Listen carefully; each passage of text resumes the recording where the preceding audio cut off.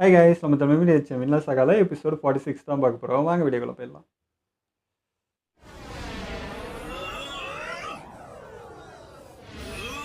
அடி வாங்கினு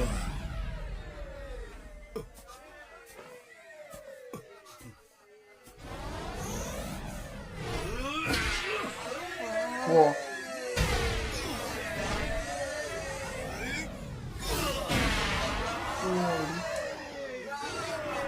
இன்னும் மூளை கலங்கி செத்துருக்கு.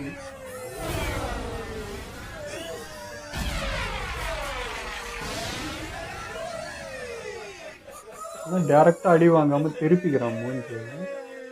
அதுல கூட தந்தரம் இருக்குன்னு சொன்னாங்க. நேரம் மூக்கில் பட்டிருந்தா காலி. திருப்பி திருப்பி வாங்க.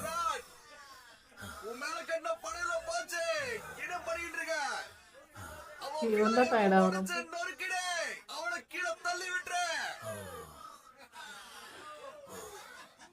ஏதோ சரியா இல்ல. இவனை அடிக்கும் போது என்னோட சக்தியை சேர்ந்து போது. அஸ்கலோட ட்ரைனிங் தான். புரியுது. அந்த ஒற்றன் அடி வாங்கியே பழகினவன். டிராப்டோட அடி அவன் மேல படுறதுக்கு முன்னாடியே முகத்தை திருப்பிடுறான். அதனால ஒரு அடி கூட அவன் மேல பட மாட்டேங்குது. படுது, கம்மியா படுது, பட மாட்டேன் தான். அவன் அசைவுகளும் ரொம்ப லேசா தான் இருக்கு. ஆமா, இவன் தான் போட்டு ரொம்ப பலசாலிதான். இதுக்கே வேற யாருன்னா தாங்குவாங்களா? சுத்துருவாங்க இந்த அடிக்கு. எத்தனை அடி போய் இருக்குன்னு தெரியலையே. என்ன நாங்க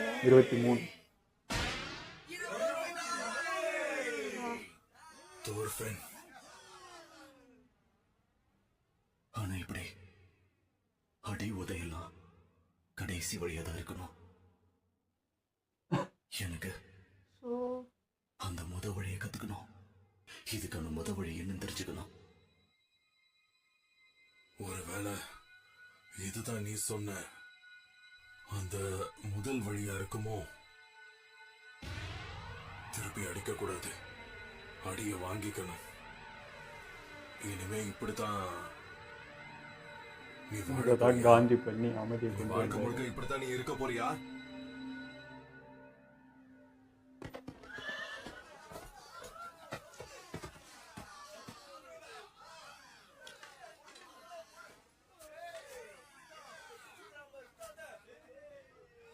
அங்க என்ன நடக்குது? சண்டையா என்ன? இங்க பாருப்பா, ஒரு நிமிஷம்.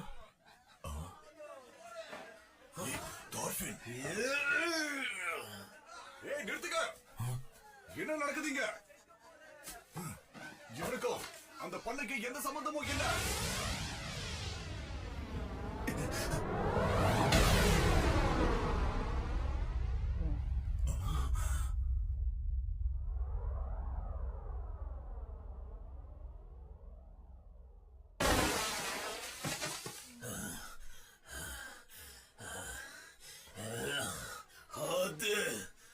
பயங்கரமான அடி இது.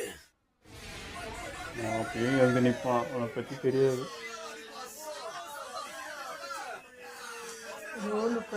சொல்லுது இந்த மாதிரி படுத்து கிடந்தான் தான் நாம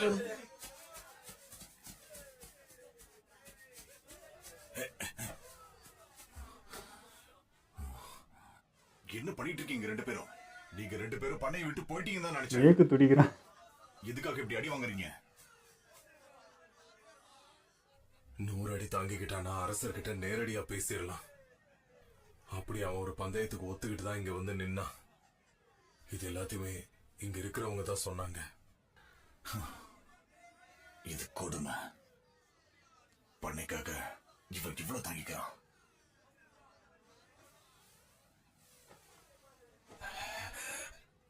போதும், இதோட போதும். பண்ணையை நாம கொடுக்கிறோம். முடிவை ஏற்கனவே எடுத்தாச்சு. இங்க ஸ்டாப் ஆயிடும். அவன் வந்து ஃபுல்லா ஸ்டாப் பண்றதுக்கு பாக்குறான்.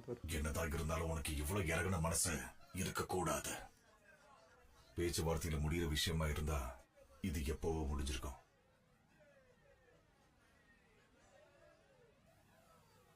நிச்சயமா உனக்கு தெரியுமா? அதுக்கான முயற்சி நீ எடுத்தியா?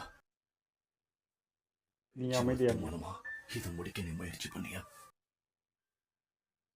உண்மையை சொல்ல.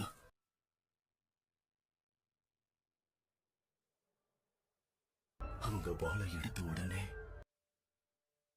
யோசிக்காம நீயும் உன்னோட வாழால தான் அவங்களுக்கு பதில்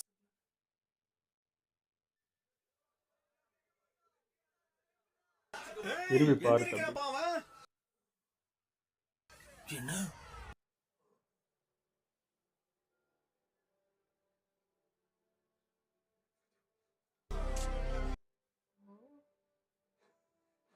எதுக்காக போட்டிக்கு நடுவுல சும்மா அப்படியே நின்னுட்டு இருக்க? அடிச்சு உன்னோட கைகள் வலிக்க ஆரம்பிச்சிருச்சா? ஓஞ்சிருச்சா? இன்னும் 62 அடிகள் இருக்கு. வந்து என்ன அடி?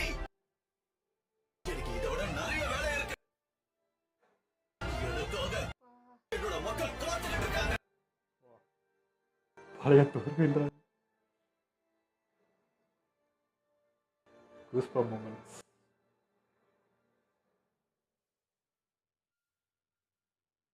வேண்டாம், ஏற்கனவே இது போர் மாதிரி இருக்கு. எய்னர், தொடர்ந்து இப்படி அடி வாங்கினா செத்துருவான்.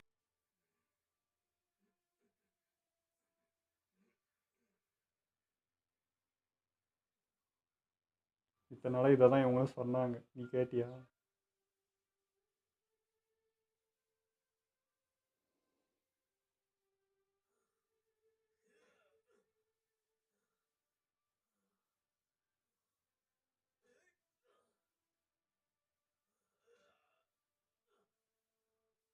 கூட்டமே அமைதியாயிடுச்சு.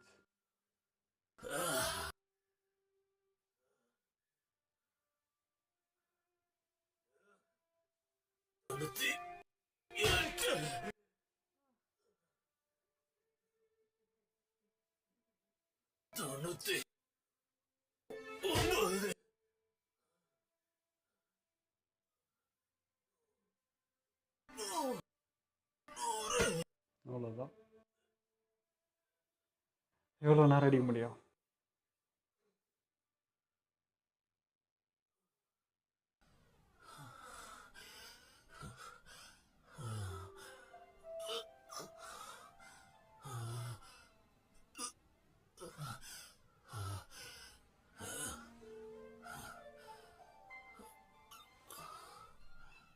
இந்த கோவம், வெறி, ஆத்திரம் இதெல்லாம் எவ்வளோ நேரத்துக்கு நீடிக்கும்? தோர்சுடைய மகன் தோர்ஃபின் உன்னை சந்தேகப்பட்டதுக்காக என்ன மன்னிச்சிரு. மூஞ்செல்லாம் வீடு. நீ ஒரு உண்மையான மாவீரன்.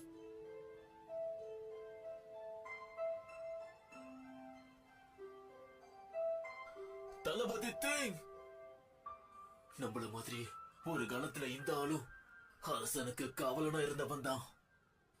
தயவு செஞ்சு தார்ஃபின் அரசரோட பேச அனுமதி கொடுங்க.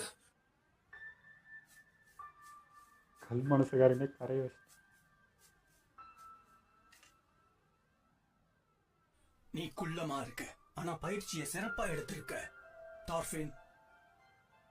ஆனா நீ ஏன் அவனை திருப்பி அடிக்கல? ராட்டை அடிச்சிருந்தா எல்லார் முன்னாடியும் நீ ஒரு முன்னாள் காவலன்னு நிரூபணம் ஆகியிருக்கும் இல்லையா? நீ என்ன கேட்கிறன்னு உனக்கு தெரியுதா?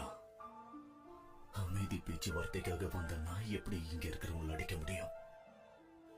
இன்னைக்கு இங்க வந்து உங்க எல்லாரையும் நான் சந்திச்சிட்டேன். நம்மள ஒருத்தருக்கு ஒருத்தர் பெருசா தெரியாத, எதுக்காக ஒருத்தர் ஒருத்தர் வெறுக்கணும்? எதுக்காக அர்த்தம் இல்லாம சண்டை போட்டு சாகணும்? யோசிச்சு பாருங்க. இந்த போர்னால கவுண்டிக்கும் கெட்டலுக்கும் தான் லாபம். அவங்க 2 பேரும் உட்காந்து பேசினாலும் பிரச்சனை முடிஞ்சு போயிடும். தேவையில்லாம இங்க யாருமே ரத்தம் சிந்த வேண்டாம். தேவையில்லாம யாருமே உயிரை விட வேண்டாம். நீங்களும் எங்களுக்கு எதிரி இல்லை, நாங்களும் உங்களுக்கு எதிரி இல்லை.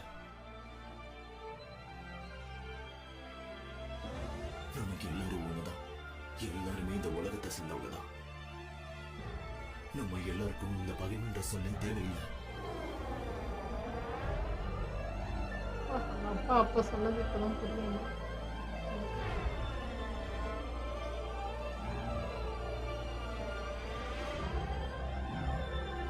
நான் உங்க உங்க எல்லாரையும் கெஞ்சி கேட்டுக்கிறேன்.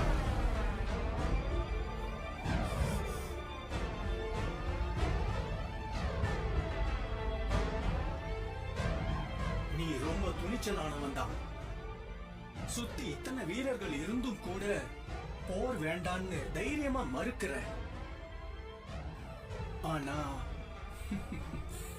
கெட்டிலும் அரசரும் விளையாடித்தானே ஆகணும். இதுல சிரிக்கிறதுக்கு என்ன இருக்கு? மன்னிக்கணும். இந்த விஷயத்தை நீ நேரடியா அரசர்கிட்ட சொன்னாதான் சரியா இருக்கும்னு நினைக்கிறேன். போருக்கு போகணுங்கிறதுக்காக அரசர் என்னைக்கும் போர்க்களத்துக்கு போக மாட்டாரு. நீ அவரை நேர்ல பார்த்து அவர் சொல்றத கேளு. அப்பதான் அவர் மனசுல இருக்கிறது உனக்கு புரியும். வழிவிடுங்க. இந்த ஒற்றன் அரசரை பார்க்க நான் அனுமதிக்கிறேன்.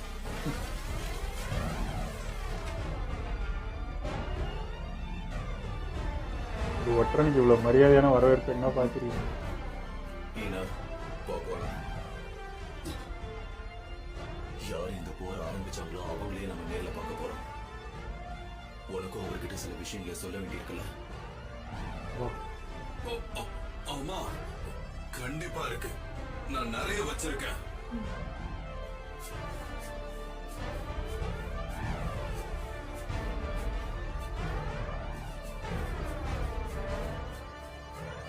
வா, அது நடைய பாருங்க தோற்று.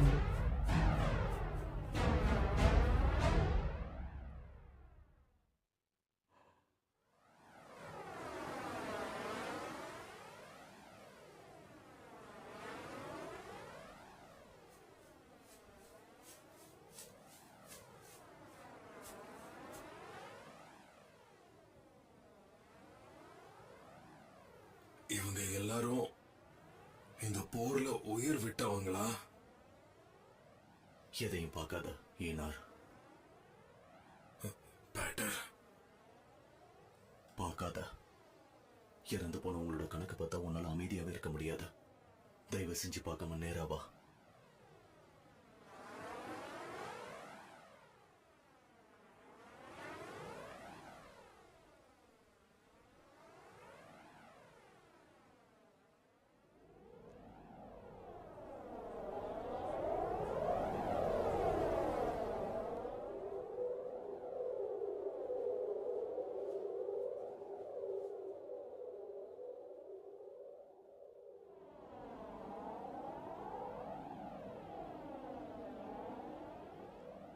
அப்ப சரி, பாக்குறேன். உன்னோட உன் ஆட்களோட உணர்வுகளை நான் மதிக்கிறேன். ரொம்ப நன்றி அரசே. ஒற்றனே, முன்னாடி வா. வீரனேன்னு கூப்பிடுங்க.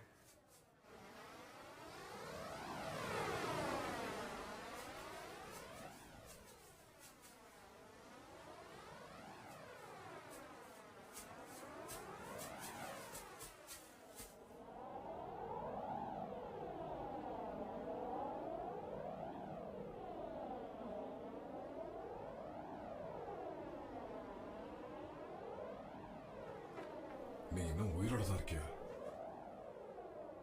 ரொம்ப நாள் ஆச்சு. நல்ல கேள்வி. தார்ஃபின், உன்னை ஒரு அடிமையாக்குனதுக்காக என்ன நீ வெறுக்கலாம். இல்ல, ஆஸ்கில்லாடுக்கு நடந்த அந்த கொடுமைக்காகத்தான்.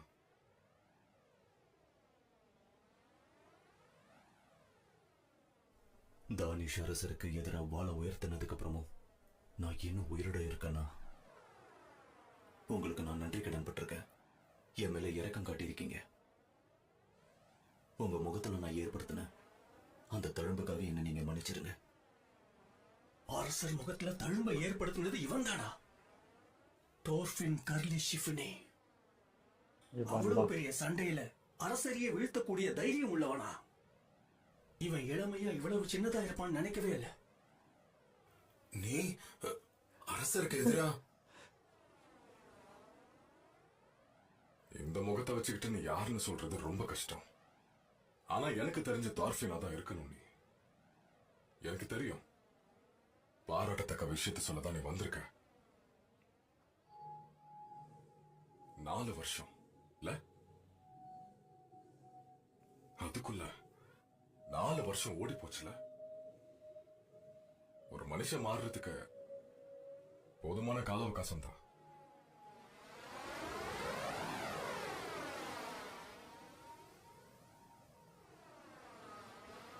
கவுண்டி, நீ பண்ணையை விட்டு போகணும்னு நான் விரும்புறேன். என்னால முடியாது. கெட்டில் இனம் தான் இந்த பிரச்சனையை ஆரம்பிச்சது. கெட்டிலோட மகன் ஓல்மர் என்னோட ஆட்கள் 10 பேரை கொண்டுட்டான். அதுக்கான காரணம் ஆரம்பிச்சானா நீ ஆரம்பிச்ச. ஆட்களை ஒருத்தனை அவங்க ஏத்துக்கலன்றதுக்காக. நானும் கேள்விப்பட்டேன். அதுக்கு தான் பதில் கொடுத்தாச்சுல்ல. இதுல 100க்கும் மேற்பட்ட விவசாயிகள் இறந்து போயிருக்காங்க. பல வேலையாட்கள் இறந்து போனதுனால இந்த பகுதி எப்ப தேறி வரும்னு கூட சொல்ல முடியல. சரணடைய சொல்லி நான் அவங்கள அறிவுறுத்தினேன். ஆனா என் படையோட சக்திய குறைச்சி எடை போட்டது கெட்டிலோட தப்ப. கெட்டில் நிலத்தை முழுசா ஒழிச்சு கட்டுற வரைக்கும் இந்த போர் முடிவுக்கு வராது. அப்ப என்ன சொல்ல வரீங்க? இந்த பண்ணைய ஆக்கிரமிக்கிற வரை ஓய போறதில்லன்னு சொல்ல வரீங்க? நீ இன்னும் எவ்வளவு காரணம் வேணாலும் சொல்லிக்கலாம். ஆனா ஒரு உண்மையை மறைக்க முடியாது. இன்னைக்கு வேணா நீ உன்னை ஒரு அரசனை அறிவிச்சுக்கலாம். ஆனா நிஜத்துல நீ ஒரு சாதாரண திருடன் தான். வைக்கிங் தலைவனுக்கும் உனக்கும் என்ன வித்தியாசம்?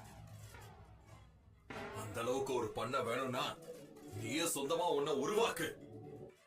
முதல்ல நிலத்தை உழணும், அதை பாதுகாக்கணும், அப்புறம் பயிரை விளைய வைக்கணும். அப்பந்தான் நிலத்தை ஒருத்தர்கிட்ட இருந்து அந்த நிலத்தை அபகரிச்சா அந்த வலி எப்படி இருக்கும்னு உனக்கு புரியும். கவுண்டி, நீ ஒரு தடவை என்கிட்ட கெய்ன்ஸ் போரோன்னு சொன்ன.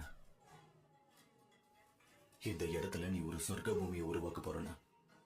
தவிக்கிற மக்களுக்கு ஒரு ஆதரவா இந்த இடம் இருக்குன்னு சொன்ன.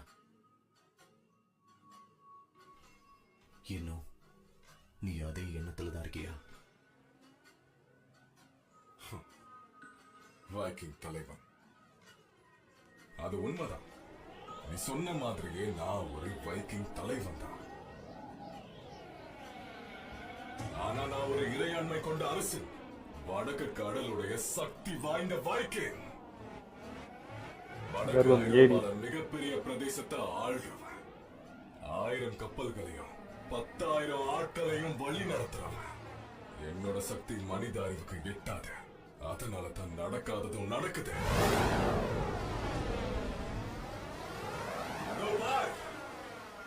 என்னோட சக்தியால இந்த அலைகளை கூட என்னால நிறுத்த முடியும். அரசர் கவுண்டியோட பேரால் அலைகளை நில்லுங்க. என்னடா என்னென்னமோ பண்ணிட்டு இருக்க?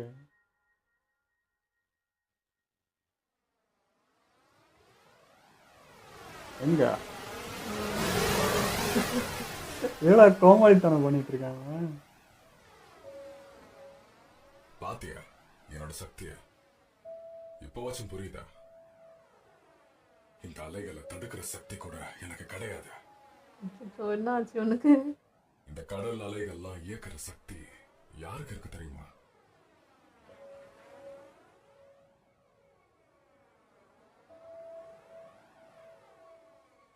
இறைவனுக்கு. பூமியில சொர்க்கத்தையும் நரகத்தையும் உருவாக்குறது அவன் கையில மட்டும்தான் இருக்கு. அவன் விருப்பத்துக்கு எதிராக நம்மளால எதுவுமே பண்ண முடியாது. இறைவனை எதிர்க்க முடியாது. ஆண்டவனுடைய ஆட்சியில மனித குலத்தால சந்தோஷத்தை தேடவே முடியாது. புரட்சி. எங்களை பாரு தாஃபு, நாங்கெல்லாம் வைக்கிங். இந்த கலவரத்துக்கும் அழிவுக்கும் நாங்க தான் பொறுப்பு. நாங்க மக்களை பயமுறுத்துறவங்க. மனசாட்சி தொட்டு சொல்ல, இந்த சொர்க்கத்துல வாழ்ற தகுதி எங்களுக்கு இருக்கா? ஆனா அதுதான் மனிதர்களுடைய இயல்பு. அங்க இங்கன்னு சுத்திக்கிட்ட தப்பு எது சரி எதுன்னு தெரியாம பாவங்களை செஞ்சுக்கிட்டு போறது. இறைவனால கைவிடப்பட்ட இந்த மக்களை காப்பாத்துற வரைக்கும் என்னால சொர்க்க பூமியை உருவாக்கவே முடியாது. இத வைக்கிங்க காப்பாத்தணுமா? ஆமா, என்னால மட்டும்தான் அவங்களை ஆக்கிரமிக்க முடியும், ஆள முடியும். அவங்க பலத்தை ஒண்ணு தட்ட முடியும். சொர்க்கத்தை நோக்கி அவங்க எல்லாரையும் வழி நடத்த முடியும். அவங்களுக்கு பாதுகாப்பான வாழ்க்கையை கொடுக்க முடியும். எனக்கு சக்தி வேணும். மனித குலத்தோட மொத்த சக்தியும் திரட்டி இறைவனுக்கு எதிராக போர் தொடுக்க போறேன்.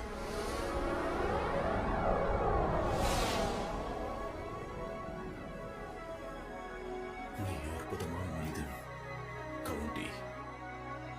வைக்கிங்குகளை காப்பாற்றுற அறிவு எனக்கு எட்டாம போயிடுச்சு. ஆத்திரத்துக்கு இவனை கொன்னுடலாம் போல இருக்கு. உன் கொள்கை லட்சியம் எவ்வளவு பெருசா இருந்தாலும் நீ தாராளமா அதை அடைஞ்சுக்கோ. ஆனா உன் லட்சியத்தை அடைய நீ கொண்ட மக்களோட நிலைமை என்ன? அவங்களுக்கு யாரு காப்பாத்துவா? இந்த வைக்கிங்லாம் உனக்கு உதவுறாங்கிறதுக்காக இவங்களெல்லாம் நீ வாழ விட்டுருவியா என்ன? உங்களுக்கு பயன் இல்லைன்னா அந்த மக்கள் கிட்ட இருந்து என்ன வேணாலும் திருடுவீங்க, கொல்லுவீங்களா? அது எப்படி? ஒரு கிராமத்தையே கொளுத்தி அழிச்சிட்டு அதுக்கு மேல சொர்க்க பூமியை நீங்க உருவாக்குவீங்களா? இவங்களோட கொள்கை என்னத்தை பத்திலாம் எனக்கு எந்த அக்கறையும் இல்லை. பொறுத்ததெல்லாம் போதும். இதுக்கு மேல உங்களால அவஸ்தைப்படுறதுக்கு நான் தயாரா இல்ல.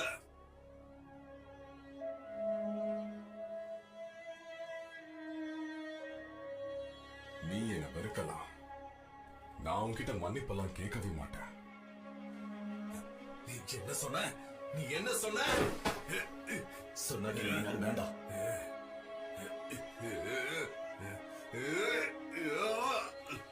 கவுண்டி, நான் மறுபடியும் உன்கிட்ட கேட்டுக்கிறேன். உண்மையாவே இந்த இடத்தை விட்டு போறீங்கன்னு உனக்கு இருக்க இல்லையா? இல்ல, என் குறிக்கோள் அடைய கெட்டிலோட சொத்து எனக்கு வேணும். உன்னால என்ன பண்ண முடியும் தார்ஃபின்? இப்பவே இந்த இடத்துலயே என்ன கொல்ல போறியா என்ன? ஏன்னா என்ன கொன்னால் ஒழிய உன்னால இல்ல என்ன யாராலையும் தடுக்க முடியாது. அதனால முடியாதுன்னு நினைக்கிறேன்.